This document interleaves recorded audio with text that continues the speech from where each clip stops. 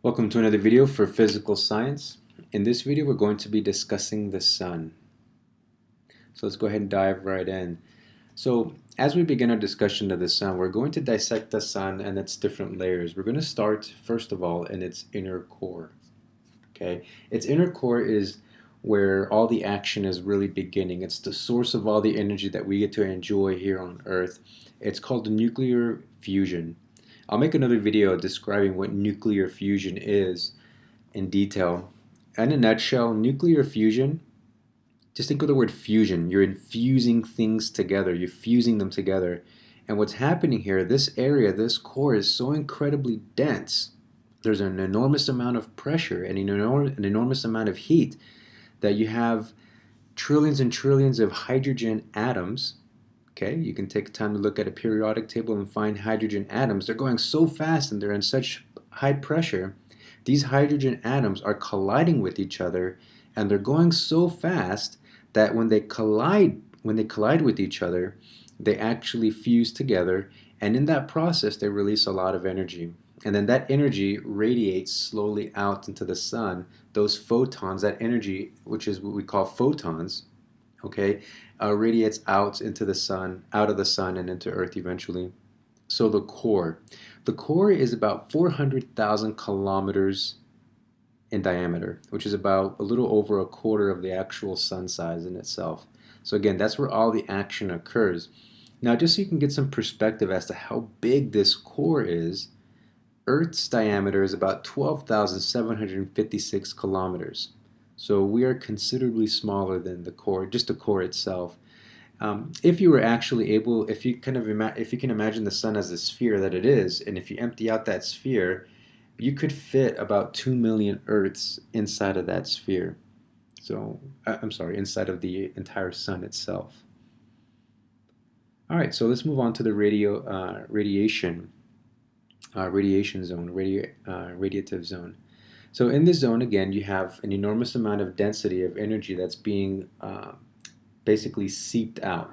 Okay, so if you can imagine kind of a sponge filled with water, if you squeeze that sponge, that the water that's in the sponge is going to seep itself out into the outside, and then you end up in the convection zone, the convective zone. This is the outermost layer of the inside layer, of the interior layer. Energy is transferred outward by convection currents. I'll make a separate video describing what exactly convection is.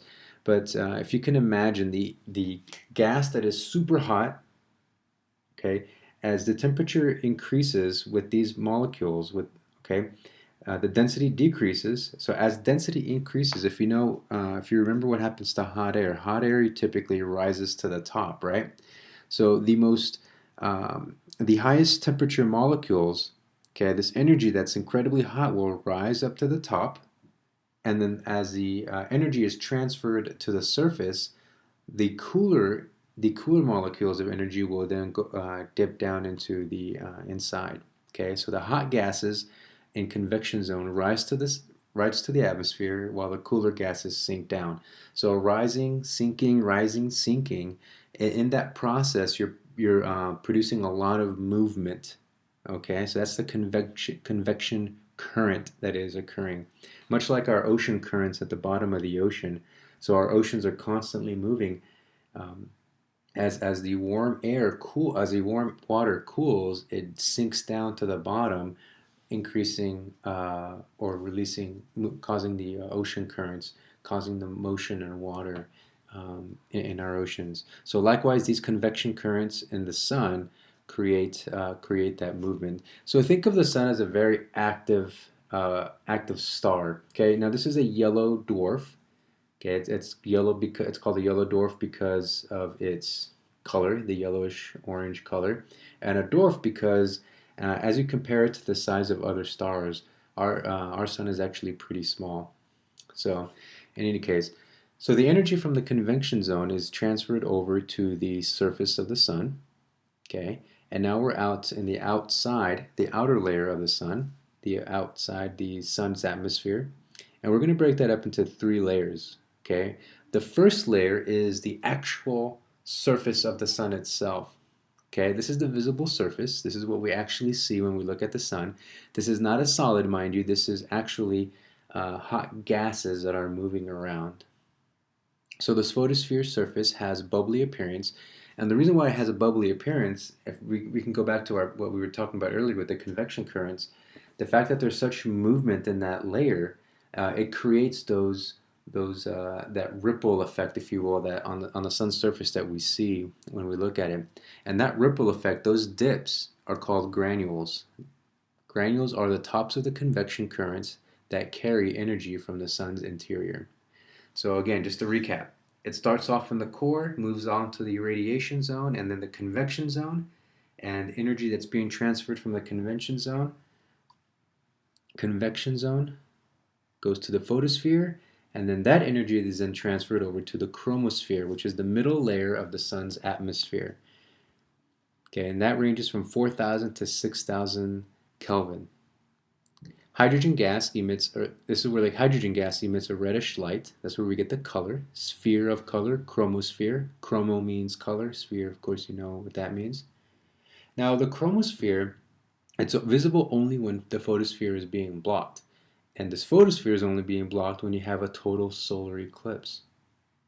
Okay, and it just so happens, we talked about this in lecture, that the sun is about 400 times bigger than the moon's diameter, but it also happens to be 400 times further away from the earth than the moon. So it creates a very perfect proportion to create a perfect solar eclipse. And as it turns out, the moon and the sun are two of the most perfectly spherical objects in our solar system. So it creates a nice, perfect match, a proportionate size that will completely block out the photosphere and will expose the chromosphere and the last layer, the corona. Okay, think of a king, he wears a crown. So corona is the Latin, the Spanish word for crown. So it's the outermost layer of the sun. It's also the most hottest layer. And again, it is only visible during a total solar eclipse. Now, if we wanted to send a probe into the sun and measure and do diagnostics inside of the sun, we actually wouldn't have a lot of luck because that coronosphere extends millions of miles past this photosphere. Okay, so outside of the photosphere, we have an environment that is millions of kelvins in degrees. So any kind of space probe that we would send to the sun wouldn't even come close to the surface of the sun because it would burn out millions of miles before it reached there because of the corona. So without the total solar eclipse, we would not be able to see this phenomena. Now what happens, so this photosphere has an enormous amount of energy and it slowly dissipates and it gradually goes out into the sun, beyond the sun's atmosphere, and it becomes what we call solar wind. So it's an enormous amount of energy that goes out, radioactive energy that's actually very dangerous, and why most of the inner planets don't have an atmosphere. Okay, they don't have an atmosphere either because they're too close, or maybe they're too they don't have enough density. But if they're too close, those solar winds will basically evaporate and eradicate any atmosphere that exists. Or like Venus, it does have an atmosphere, but it's incredibly dangerous and toxic for human life, or any kind of life really. So these solar winds, as they come through space, okay, like a photon when it leaves the sun, it takes up to 8 minutes for it to reach the Earth. But you also have an enormous amount of radiation, dangerous radiation that would eradicate Earth's atmosphere.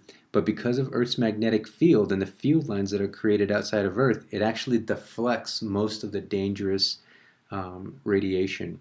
Now, some of that radiation does come through, and it creates a pretty interesting phenomenon with Earth. Because as it comes through, it interacts with Earth's atmosphere, the nitrogen in the atmosphere, and it actually ignites it. It ignites the electrons. It energizes the electrons that surround nitrogen's nucleus. It excites them. Those electrons will increase in energy, and as they come back down, they release light.